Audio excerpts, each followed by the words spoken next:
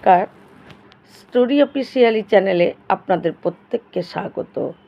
আমি আজকে একটা সত্যি কাহিনী বলছি। এই কলিযুগেই কারো নামে এক জায়গা, এখনও ওখানকার জায়গার নাম করো। এরকম জায়গায় একটা বৃন্দাবনে যেরকম বাঁকে বিহারীর মন্দির আছে, সেখানেও বিহারীজির মন্দির আছে।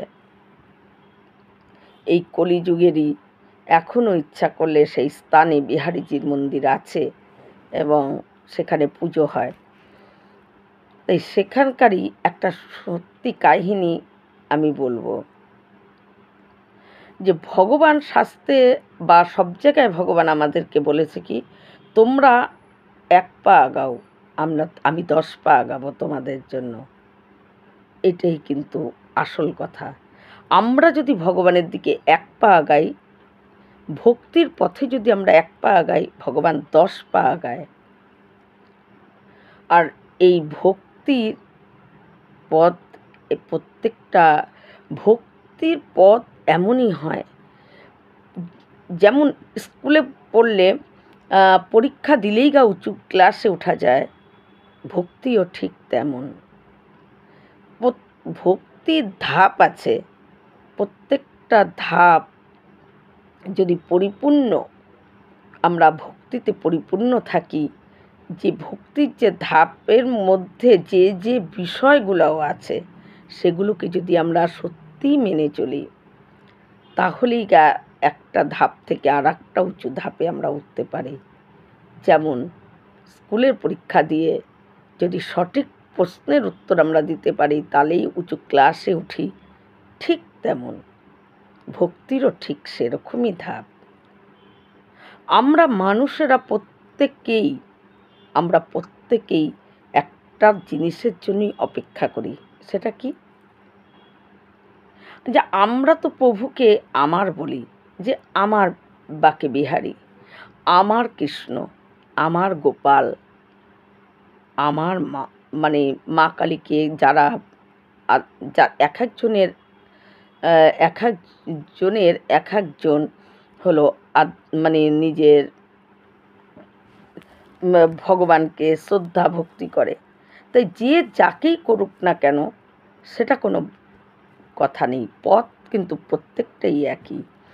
যে যেই দেবতাকেই ডাকুক, কিন্তু প্রত্যেকটা বিষয় হলো যে যখন আমরা তাকে আমার বলি, সেটা কিন্তু বড় ব্যাপার না।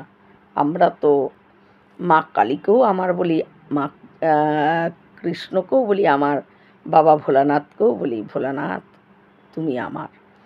তাই আমার বলাটা খুব সহজ, কিন্তু আমরা এই অপেক্ষাটাই থাকতে হয় ভক্তির, যে প্রভু কবে বলবে যে হ্যাঁ তুমি আমার। যেদিন প্রভু বলবে হ্যাঁ সত্যি তুমি আমার, সেদিনকেই প্রকৃত ভক্তির সর্বোচ্চ উঁচুতে ওঠা সম্ভব।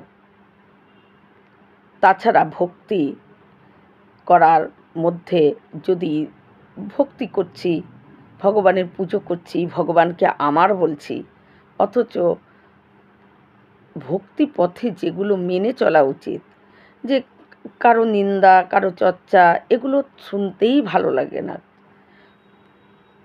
কারোর সঙ্গে একটু দেখা হলো, ভগবানের আলোচনা করো। ভক্তি এটাই। যদি এই রকমই সব কিছু থাকে, সেটাই হলো ভক্তি। আর যেদিন ভগবান প্রভু বলবে যে তুমি আমার, সেদিনকে বোঝা যাবে যে হ্যাঁ ভক্তির সবচেয়ে উঁচু ধাপে পৌঁছাতে পেরেছি। কিন্তু আমাদের মতন মানুষরা ভক্তির সবচেয়ে উঁচু পদে পৌঁছানো সম্ভবই না। আমরা মায়া মোহ বিষয় আশয় নিয়ে জর্জরিত হয়ে থাকি। তাই কি করে প্রভুকে আমরা আমার বললেও প্রভু আমাদেরকে বলতে পারে না? যখনই আমাদের ভক্তিপথে পরীক্ষা নেয় প্রভু অনেক, সেই পরীক্ষায় আমরা কিছুতেই পাশ করতে পারি না। তাই ভক্তি পথ হলো এটা, যে প্রভু কবে, এই অপেক্ষা আমাদের করতে হবে। এই দৃঢ় অপেক্ষা যে প্রভু কবে বলবে যে হ্যাঁ তুমি আমার, সেদিনকে মনে করা হবে হ্যাঁ আমি ভক্তি করতে পেরেছি, আমি ভক্তির সবচেয়ে উঁচু পদে পৌঁছতে পেরেছি, যে প্রভু আমাকে বলছে তুমি আমার। তাই এরকমই একটা কাহিনী আমি আজকে বলছি, যে বিহারীজি এক বৃদ্ধাকে তিনি বলেছেন যে হ্যাঁ তুমি আমার।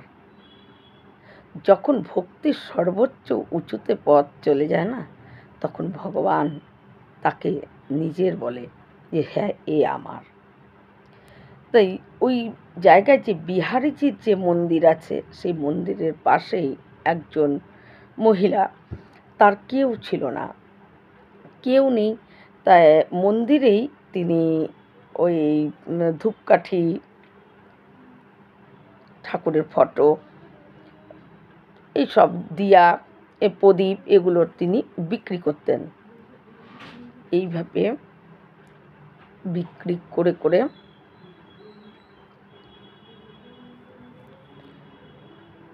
করে তার জীবনযাপন, নিজের একার পেট চলে যেত। কিন্তু তিনি মন্দিরের পাশে যে গ্রামে থাকতেন, সেখানে আর একজন ব্যক্তিও এরকম তারই মতো একা ছিল। সে যখন তার মৃত্যু হয়ে যায়, তখন দেখে যে তার যা সম্পত্তি, সমস্ত মানুষেরা এবং তার যারা নাকি তাকে কোনো দিন দেখেনি, মানে লুটপাট করে তার সম্পত্তি নষ্ট হয়ে যায়। এই দেখে সেই মহিলা, তার খুব চিন্তা হয় যে আমারও তো কেউ নেই, তার মানে আমার যখন মৃত্যু হবে, আমার এই সম্পত্তি তো এইভাবেই লুটপাট হয়ে যাবে, এই রকম করেই তো লুটপাট করে সমস্ত নষ্ট হয়ে যাবে।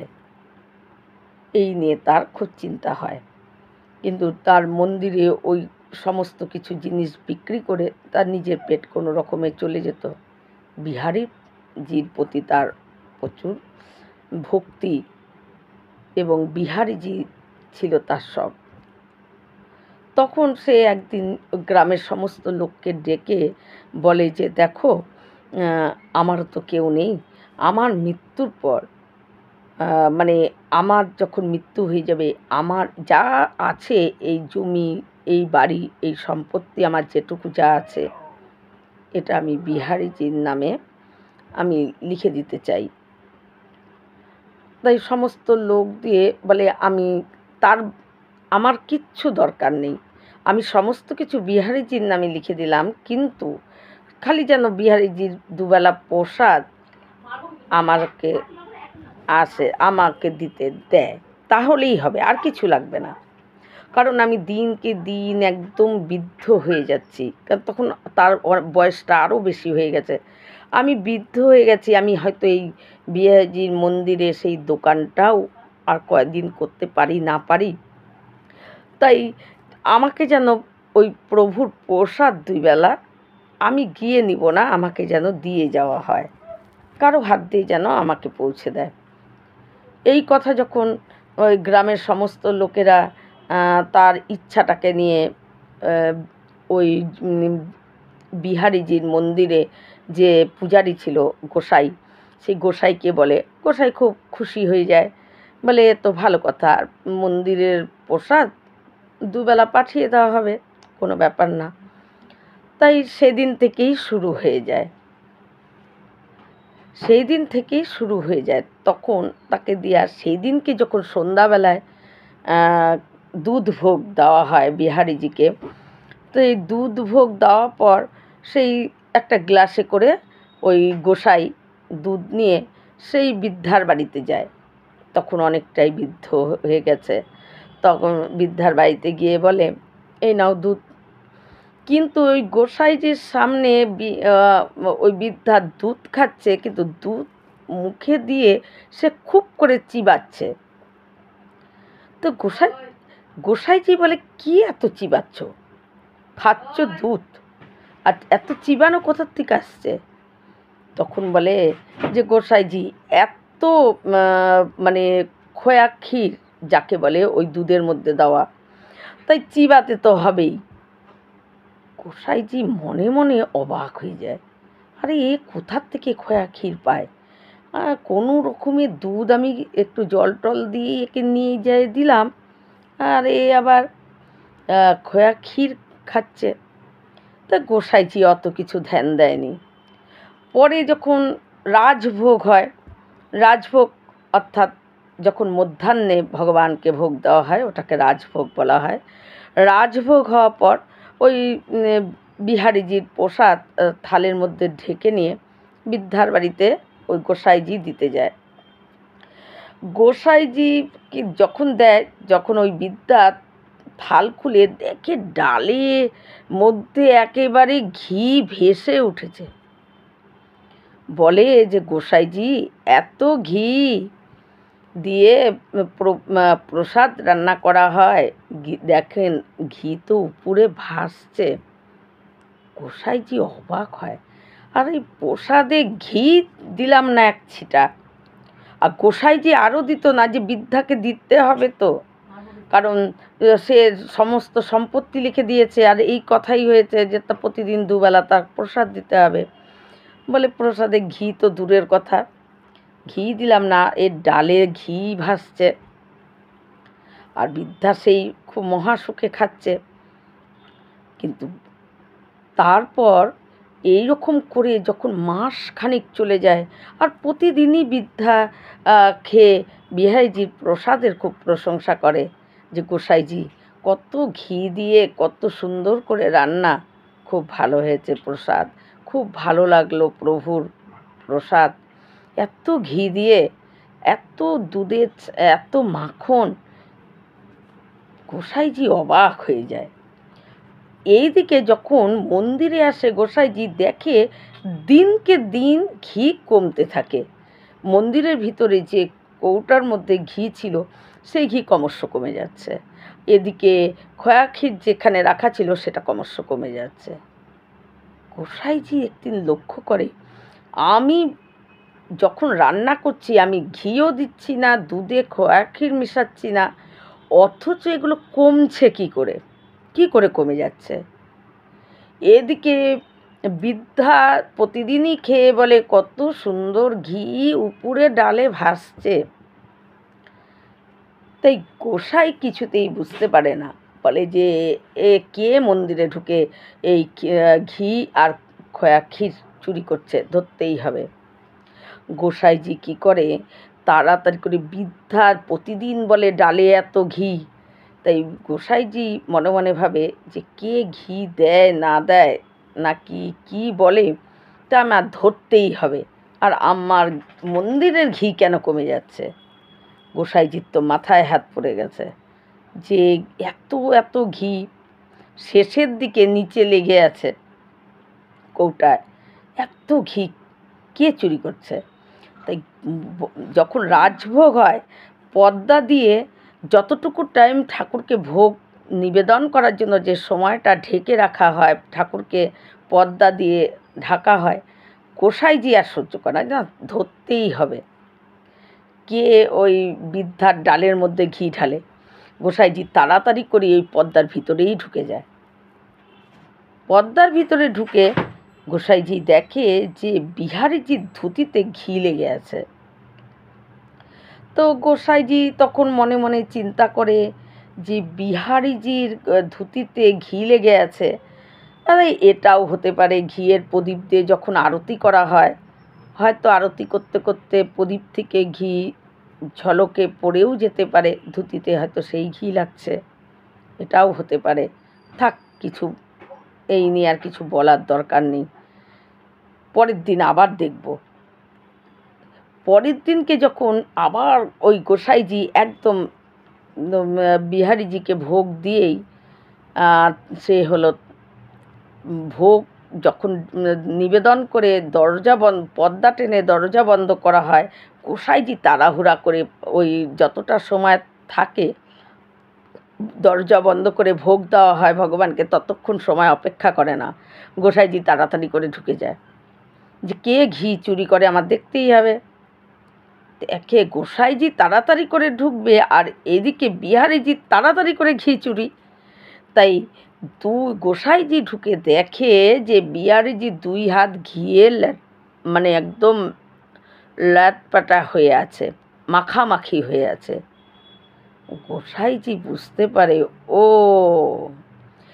এত সুন্দর স্বর্ণ চাঁদির সিংহাসনে বসায়, তাকে যদি রাজাও তৈরি করে দেওয়া যায়, তাকে যদি নানা রকম মূল্যবান পোশাক অলংকার পরানো হয়, তাও তার স্বভাব কোথায় যাবে? চুরি করা তার স্বভাব, তাই চুরি সে করেই যাচ্ছে। আমার ঘি কী করে কমছে, খোয়া ক্ষীর কী করে কমছে, আজ আমি বুঝতে পারলাম। আর বৃদ্ধাই বা প্রতিদিন কি করে খেয়ে বলে যে ডালে এত ঘি, উপরে ভাসতে থাকে ঘি, বৃদ্ধাই বা এত ঘি এত খোয়া ক্ষীর কী করে পাচ্ছে, আজকে বুঝতে পারলাম। কিন্তু গোসাইজিও, তিনিও তো ভগবান বিহারীজির সঙ্গে প্রেম করতেন, তিনিও তো বিহারীজিকে খুব ভালোবাসত। গোসাইজি ঠাকুরের উপর রাগ হয়ে যায় যে আমি প্রতিদিন পুজো করি, লাফিয়ে লাফিয়ে তোমার আরতি করি, কোনো দিন আমার দিকে একটু তাকিয়ে মুচকে হাসলে না, আর তার জন্য তুমি ঘি চুরি করছো? দাঁড়াও। গোসাইজির ভিতরে একটু অভিমান হয়ে যায়, মানে যাকে খুব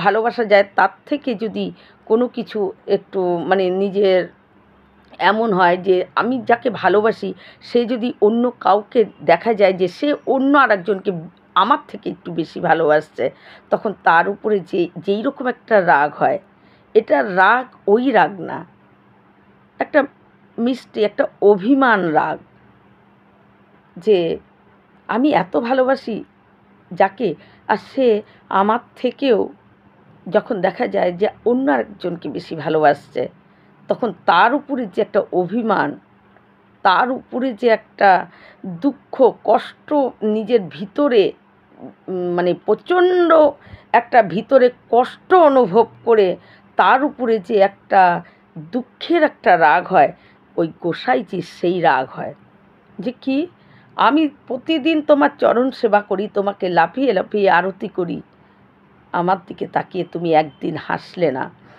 আর তুমি তার জন্য ঘি চুরি করছো, খোয়া ক্ষীর চুরি করে তাকে খাওয়াচ্ছ। দাঁড়াও। গোসাইজি মনে মনে ভাবে যে ওর নামে আমি বদনাম করব।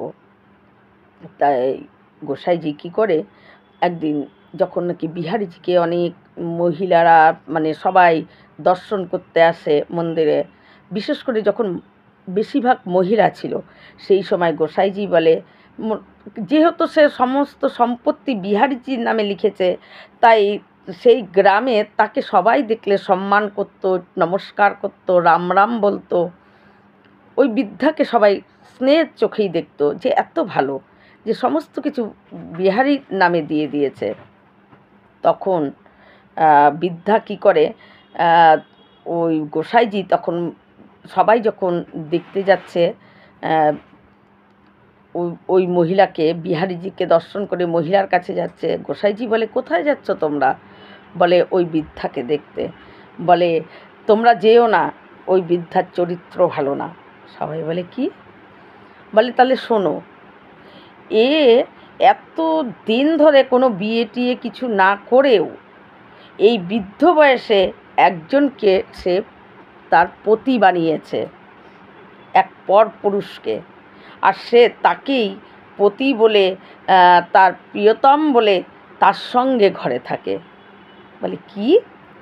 সবাই অবাক হয়ে যায়। বলে আরে তোমরা জানো না, আমি প্রতিদিন ভোগ দিতে যাই না, তাকে বিহারীজির প্রসাদ দিতে আমি তো যাই, তাই তোমরা জানো না, আমি সেটা দেখেছি। গোসাইজির কথা সবাই এই আলোচনা করতে করতে, এই গ্রামের মধ্যে এই আলোচনা কতক্ষণে মানে কত তাড়াতাড়ি ছড়িয়ে যায়। কেন, খারাপ কথা খুব তাড়াতাড়ি ছড়ায়, ভালো কথা কিছুতেই ছড়ায় না, এটা তো নিয়ম আছেই। তাই সেই কথা তাড়াতাড়ি গোটা গ্রাম ধরে ছড়ে যায়। এই ছড়তে ছড়তে বৃদ্ধার কানে চলে আসে যে সে একজন পরপুরুষকে স্বামী বানিয়েছে। বৃদ্ধা খুব দুঃখ পায় যে এই বয়সে আমার ঘরে আমি পরপুরুষকে রাখি, গোটা গ্রাম ধরে আমাকে সম্মান করতো, গোটা গ্রামের কাছে আমি মুখ দেখাতে পারছি না। তাই সমস্ত গ্রামের মানুষকে বৃদ্ধা একদিন ডাকে, বলে যে তোমরা আমার সম্বন্ধে কোনো বদনাম করো না, আমি আর এখানে থাকবো না, এখানে থাকার মতন আমার আর মনই নেই, কারণ আমার সম্বন্ধে এত বাজে এত বাজে কথা চারিদিকে রটে গেছে, তোমরা আর আমার সম্বন্ধে এরকম কথা বলো না, আমি এই গ্রাম ছেড়ে চলে যাচ্ছি। কিন্তু আমার যে সম্পত্তি আমি বিহারীকে দিয়েছি, আমি তার সেটাকে আর ফেরত নিতে চাই না, আমি এমনি চলে যাচ্ছি। এই বলে বৃদ্ধা যাবে বলে, তখন বৃদ্ধার এই কথায় যত গ্রামবাসী আছে বলে এই কথা প্রথম কে বলেছে, বলে সবাই তখন বলে মহিলাগুলা, যে যারা প্রথম শুনেছিল তারা বলে যে ওই গোসাইজি। সবাই তখন বলে গোসাইজিও তো পরম ভক্ত, মনে মনে ভাবে তাহলে যাই। ওই বৃদ্ধাকে বলে যে তুমি চলে যাবা এখানে গ্রাম ছেড়ে, সেটা ঠিক আছে, কিন্তু তার আগে গোসাইজির সঙ্গে আগে কথাবার্তা হবেই। আর গোসাইজিও জানতো যে আমি এই কথা ছড়ালে আমার কাছে সবাই আসবেই। গোসাইজি মন্দিরেই বসে আছে, এদিকে গ্রামের সমস্ত লোক একবারে মন্দিরে আসছে। তখন গোসাইজি মনে মনে ভাবে আজকে তো কোনো উৎসব নেই, এত লোক একসঙ্গে। গোসাইজি চোখে পড়ে ও পেছনে ওই সেই বৃদ্ধা যাকে গোসাইজি প্রতিদিন প্রসাদ দিয়ে আসে। আর গোসাইজি শুকা টুকা কোনো রকম প্রসাদ দিয়ে আসে, আর বিহারি ওটার মধ্যে ঘি মাখন দিয়ে সেটাকে সুন্দর পরিপূর্ণ স্বাদ, পরিপূর্ণ একটা খাওয়ার যোগ্য সেই রকম করে বিহারিজি তৈরি করে সে তাকে দেয়। তো কিন্তু বৃদ্ধা তো জানে না। বৃদ্ধা যখন সমস্ত লোকের পেছনে পেছনে আসে, তখন সমস্ত লোক গ্রামবাসীরা পূজারীকে জিজ্ঞাসা করে, হে গোসাইজি, এই বৃদ্ধার বলছে যে এ গ্রাম ছেড়ে চলে যাবে, কিন্তু তাই বলে তার সম্পত্তি যা তিনি মনস্থির করেছে সেটাই থাকবে, সে কোনো ফেরত চায় না, কিন্তু এর দোষ কি, আপনি কি দেখেছেন? তখন গোসাইজি বলে, আরে আমার মন্দিরে ঘি খোয়া ক্ষীর সমস্ত কিছু চুরি হয়ে যাচ্ছে, দেখো কত ভর্তি ভর্তি ছিল, কোথায় নেমে গেছে, সব চুরি হচ্ছে। সবাই তখন বলে এই বৃদ্ধা এসে কি মন্দিরে চুরি করে? গোসাইজি বলে না না, এই বৃদ্ধা কোনো দিন মন্দিরে এসে চুরি করে না। বলে তাহলে এর অপরাধ? বলে এ যাকে স্বামী বানিয়েছে, এ যাকে ঘরে রাখে স্বামী বানিয়েছে, যা ও যার প্রিয়তম নতুন বানিয়েছে, সে হলো এসে চুরি করে। বলে সে এসে চুরি করে? এ যাকে স্বামী বানিয়েছে সে এসে চুরি করে? সে কে? বলে আমি তাকে চেনাতে পারি, তোমরা তাকে কিছু করবে না বলো। গোসাইজি বলে না না, আমরা তাকে কিছু করব না, আপনি চেনান তো আগে। তখন বলে এই মন্দিরের ভেতরে যে বাঁশি নিয়ে দাঁড়িয়ে আছে, সেই হলো এর স্বামী, সেই হলো এর প্রিয়তম, আর সেই চুরি করে করে একে খাওয়ায়। এই কথা শুনে গোসাইজি কথা বলতে বলতে তার চোখ দিয়ে জল পড়ে যায়, কারণ তিনিও তো পরম ভক্ত বিহারীজির। কিন্তু গোসাইজি ভাবে যে এই বৃদ্ধা কত পরম ভক্ত, যার জন্য বিহারী নিজে হাতে ঘি খোয়া ক্ষীর চুরি করে করে তাকে খাওয়াচ্ছে, কত বড় ভক্ত। এই কথা শুনে গোটা গ্রামবাসী তখন আর কেউ চোখের জল ধরে রাখতে পারে না যে এই বৃদ্ধা এত তার ভক্তি যে বিহারীজি তার জন্য চুরি করে তাকে খাওয়াচ্ছে। আসলে যখন প্রভু তার তাকে নিজের করে ফেলেছে, প্রভু স্বীকার করেছে হ্যাঁ এ আমার পত্নী, একে আমি গৃহিণী রূপেই প্রভু গ্রহণ করেছে। তাই তো সে যে প্রভুকে স্বামী বলে মানে, প্রভু তাকে গৃহিণী বলেই মানে। তাই তো প্রভু তার জন্য মন্দির থেকে চুরি করে ওই তার গৃহিণীকে, ওই বৃদ্ধাকে খেতে দিত। তাই এটা হলো সম্পর্ক, এটা হলো ভক্তি। যে প্রভুকে তো আমরা স্বামী ভাবি, ভাই ভাবি, সখা ভাবি, কিন্তু প্রভু যেদিন আমাদেরকে ভাববে, হ্যাঁ তুমি আমার সখা, তুমি, সেদিনকে বুঝবো যে হ্যাঁ আমার ভক্তির সবচেয়ে উঁচু সিঁড়িতে আমি পৌঁছতে পেরেছি, যে প্রভুকে আমি যে সখা বানি, প্রভু আমাকে মেনে নিয়েছে সখা বলে। তাই আমি মানি, সেটা বড় কথা না। আমি মানি, আমি তাকে ভালোবাসি, সেটা বড় কথা না। দেখতে হবে সেও কি আমাকে ভালোবাসে। তাই সে যেদিন সমস্ত বাস্তবতাই আমরা যাকে ভালোবাসি মন প্রাণ সব কিছু দিয়ে, কিন্তু যখন আমরা কোনো দিন যদি জানতে পারি যে আমি যাকে ভালোবাসি সে আমাকে ভালোবাসে না, তখন আমাদের কতটা কষ্ট হবে। ভক্তির ক্ষেত্রেও ঠিক সেটাই, আমাদের এই জায়গায় পৌঁছাতে হবে। কিন্তু বাস্তবের মানুষ আর প্রভু তো এক না। প্রভুকে যে মন প্রাণ দিয়ে ভালোবাসে, প্রভু কখনো তাকে বলে না যে আমি তোমার থেকে অন্য কাউকে ভালোবাসি বেশি, বা আমি তোমাকে ভালোবাসি না। প্রভু এটা বলতে পারে না, এটা প্রভু স্বয়ং ভগবান। সে রূপ দেখে না, সে কিচ্ছু দেখে না, সে গুণ দেখে না, কিচ্ছু দেখে না। সে শুধু তার মনের ভেতরে ভাব দেখে, তার মনকে চুরি করে, তার হৃদয়কে চুরি করে। এই হলো প্রভু। আর সাধারণ মানুষের মধ্যে পার্থক্য অনেক।